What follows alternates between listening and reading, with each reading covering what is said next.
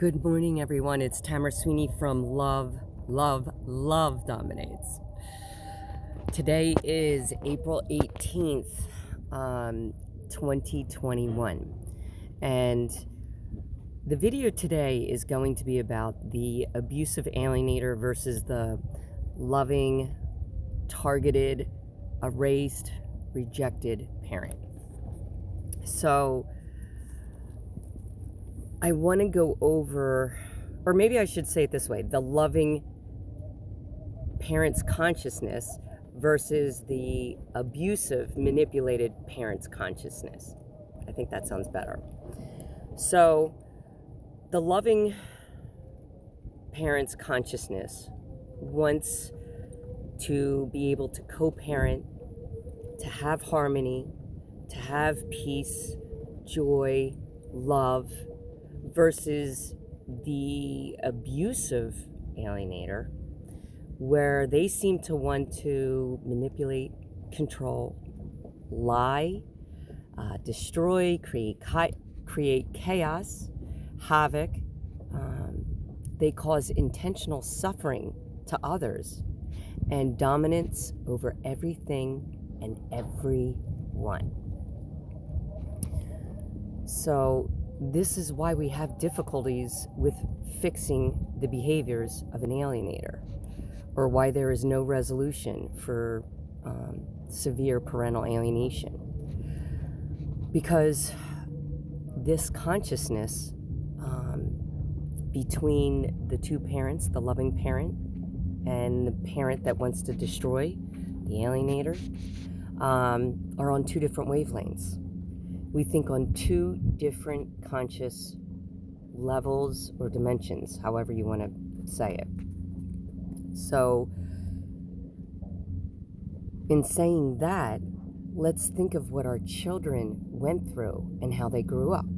They have one parent saying yes, to everything, and another parent saying no, or giving structure and guidance or support.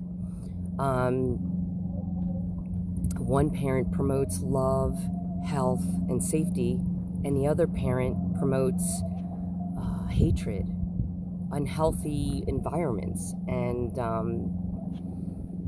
teaches them disrespect. Teaches them to disrespect the other parent, coaches, teachers, everything. Sorry about that. I didn't think about all the wind and the noise. I hope you can hear this video. The loving parent is the one that has the structure, the guidance, the patience, the organization to be able to run a family with children. The alienator, their thinking just is childlike. It defies logic. It's against the norm. So going back to how our children are raised, when you have that abusive alienator denigrating, demeaning, and undermining the authority of the loving parent, that really causes a lot of problems. I mean, damage to that child. Think of what that child is going through. I remember, I think my oldest son was like 16 at the time. So my kids were 10, 12, 14, and 16 when I asked for divorce. And all of a sudden they started treating me poorly. I mean, disgusting. But that alienator gives the power to the children. It's that triangulation where it's instead of the two parents uniting and the children below, it was the alienator and the children against that loving parent. So the triangle, is upside down. But what they did was the alienator gives the power to the children, and the children start undermining and disrespecting that parent. And just to give you some examples, my children, when they were 10, 12, 14, and 16, would say to me, I'm more mature than you. They basically would overstep their bounds and also say, I mean, they were competing with me, saying, I'm going to make more money than you ever did in your lifetime. And I'd be like, you're choosing money over love of a parent? Like, I would try to get them to think. I would drop seeds to try to get them to think of what they actually were saying, but it didn't work, obviously. But my children were competing with me. They were saying that they were smarter than me. And it was just really unfathomable to think of your own children talking to you in this manner and treating you like the child and they were the adult. That's what the alienator creates in your home. So what I realized after this traumatic experience of alienation was, number one, knowledge is power. Number two, we are blessed that we have gone through this experience because now we are awakened. We're awakened to the truth. And there's a reason we were awakened. Some people get it, some people don't. We may go through life experiences, but that doesn't mean we gain wisdom from that. Only God can turn our experiences into wisdom. Think about that one. That one's good. I forget where I heard that from. I think I heard that from David Icke. I could be quoting that wrong. But wisdom we must obtain. We are not born with it. So we're not born with wisdom. We have to obtain it.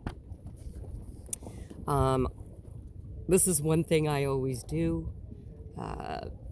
And I'm sure everyone's going to be able to relate to this, but when you're going through such a traumatic experience, people usually are like, why me, God? Why? What is it?